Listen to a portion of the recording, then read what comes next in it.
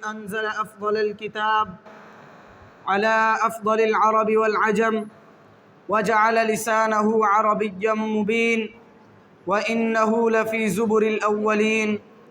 والصلاة والسلام على سيد الأنبياء والمرسلين محمد صلوات الله وسلامه عليه وعلى آله وصحبه ومن تبعهم بإحسان إلى يوم الدين.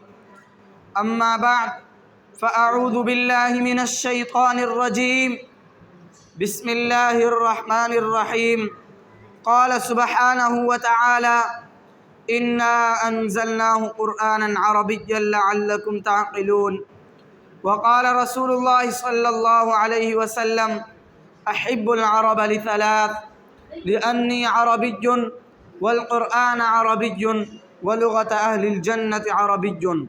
إخواني المتحابين في الله، إنه لمن الغبطة والسرور أن وفقني الله تعالى بأن أقوم بين أيدي إخواني الطلاب، وأريد أن ألقي أمام حضراتكم بعض الكلمات حول اللغة العربية.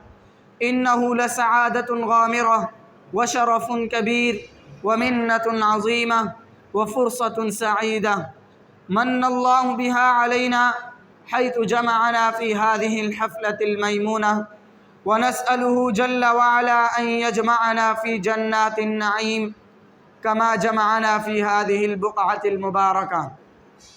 أحبتي في الله، لا شك أن اللغة العربية لها دور ومكانة في نشر العلوم الإسلامية في أرجاء العالم، ولو لم تكن اللغة العربية لما فهمت الأمة القرآن والأحاديث ولما توحدت على كلمة واحدة، ففرض على الأمة تعليمها وتعلمها. وفي هذا الصدد قال عمر رضي الله عنه: تعلموا العربية فإنها من دينكم.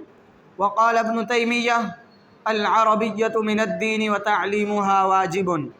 أيها الأحبة، انظروا إلى تراثنا العلمي كم بذلت نفائس قيمة في نشر العربية، وكم بذل علماء الأمة قصارى جهودهم للاهتمام والعناية بها، لأنهم قد أدركوا أنها لغة الإسلام ولغة التي نزل بها القرآن، التي تحدى الإنس والجان وحير العقول والأديان، ولغة التي تحدث بها النبي صلى الله عليه وسلم وأصحابه، وأدخلوها في المسلمين عندما فتحوا البلاد والأمصار. لكن هناك سؤال يتطرق في الأذهان: لماذا صارت هذه اللغة أجنبية عند المسلمين اليوم؟ حتى العلماء على الرغم هم يدرسون ويدرسون كتب العربية، ولكن قل من تجد يتحدث بالعربية ويعتز بها. أين حبنا بالنبي صلى الله عليه وسلم ولغته؟ هل تحدثنا بلغته؟ وهل علمنا أولادنا؟ وهناك كم تجد من بيوت المسلمين في البلاد الإسلامية الذين يتكلمون مع أبنائهم باللغة الإنجليزية فخرا واعتزازا بها. تعالوا معي أخبركم عن مخططات الغرب تجاه اللغة العربية. ولما حاول أعداء الإسلام أن يحرفوا كلام الله ما استطاعوا، لأنه سبحانه وتعالى تعهد بحفظه حيث قال: إنا نحن نزلنا الذكر وإنا له لحافظون. وحملوا سلاحا آخر بعد فشلهم، ألا وهو نشر اللغات الدارجة بين الشعوب الإسلامية وإبعادهم المسلمين عن اللغة الفصحى. والآن قل من تجد يتكلم بالفصحى، وما زالت محاولاتهم جارية. وصدق الله إذ قال: ولا يزالون يقاتلونكم حتى يردوكم عن دينكم إن استطاعوا.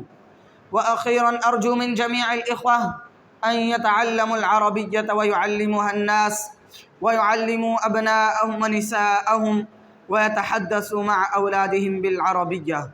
وآخر دعوانا أن الحمد لله رب العالمين، والسلام عليكم ورحمة الله وبركاته.